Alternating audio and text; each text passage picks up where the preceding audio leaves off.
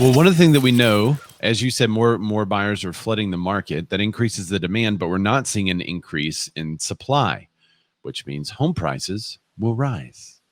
Red hot home prices have more consumers saying now is a bad time to buy. So it's no secret that a shortage of demand causes this. Home prices are up nearly 6% annually, according to CoreLogic data, and it's really hard to find a home. So one would think that consumers would look at this buying environment and say, maybe it's not a great time to buy.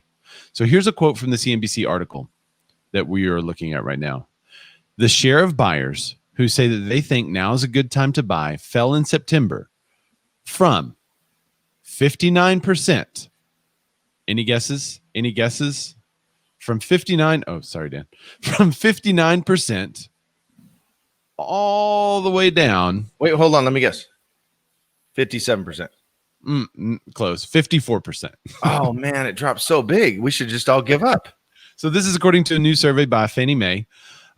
So still over half the buyers think now is a good time to buy.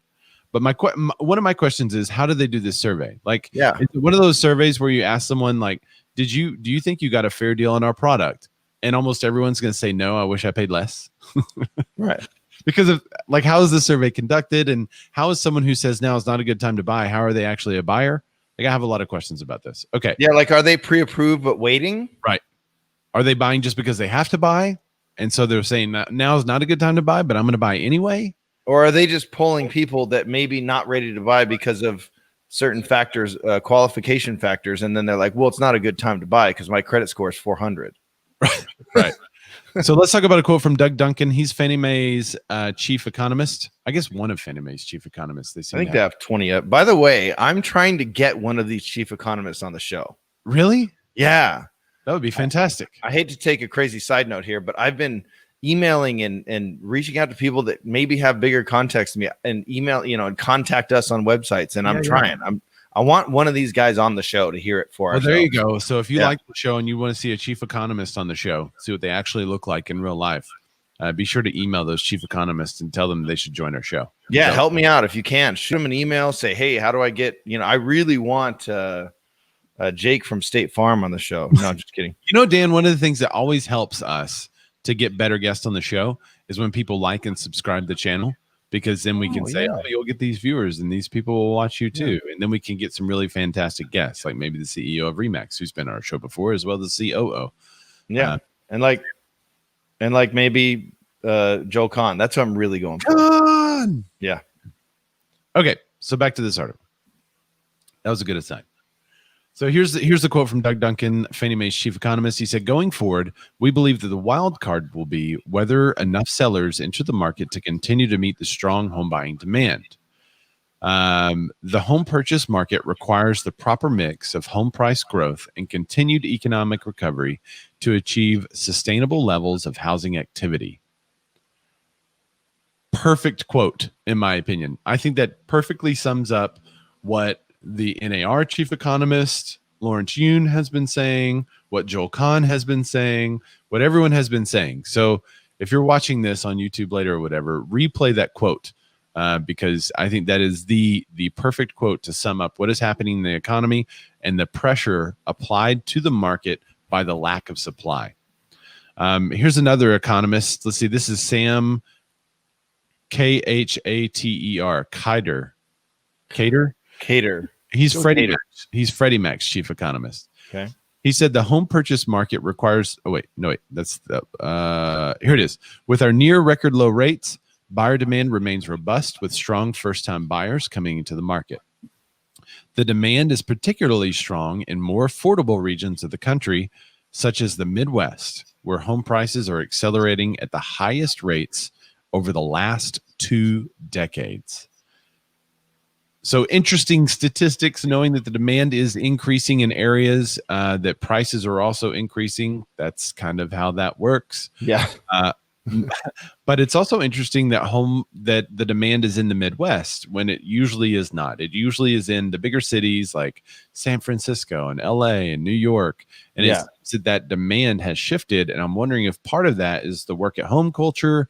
Maybe it's a little bit of the urban flight that we've been talking about, or all of those factors kind of combined to have people to where they can move and not necessarily be in a big city to get the job they're looking for.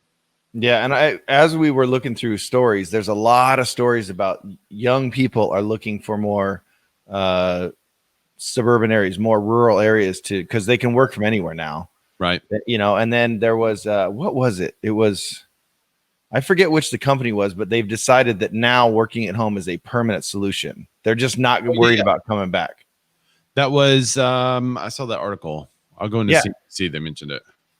Was it? I almost put it on the show notes, but same. We should have now, I guess. Yeah. So markets like where Ray is, he's in, a little different than where I live in almost LA. Who is it?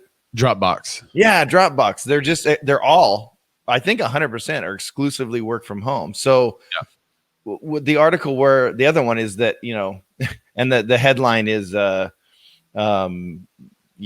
real estate market is going to drop 10%. Now they mean as a whole, and what they mean is hospitality and commercial, but housing is actually thriving right now. But it was interesting to read kind of that because I think more and more people, we're what, 7 months into this, more and more companies are just going to, you know what, let's just figure out how to work from home. You now work from home. We're not going to even think about renting or leasing or buying a building anymore. You work from home now. And Pete Thorpe said Forbes has a great article on those markets exploding as people flee cities, and he posted a link there for you guys. Pete, I would also suggest that you post that in the Be More Contributors group, which you guys, if y'all haven't joined the Be More Contributors group, you've got to.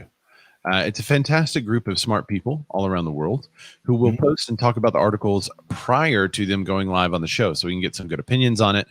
And it also kind of informs you guys earlier rather than later.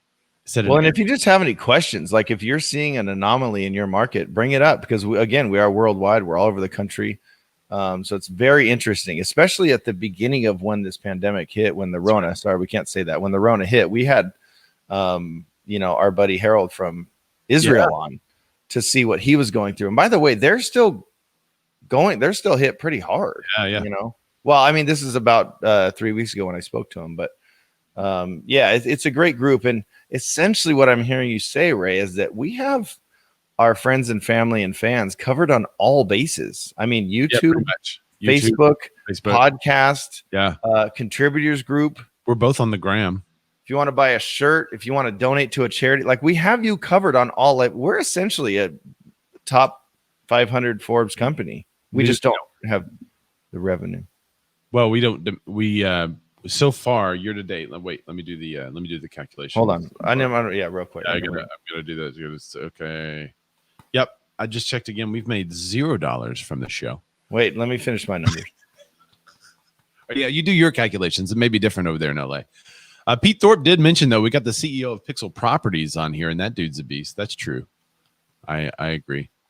You're doing that. I'm accounting for California sales tax. Well, okay.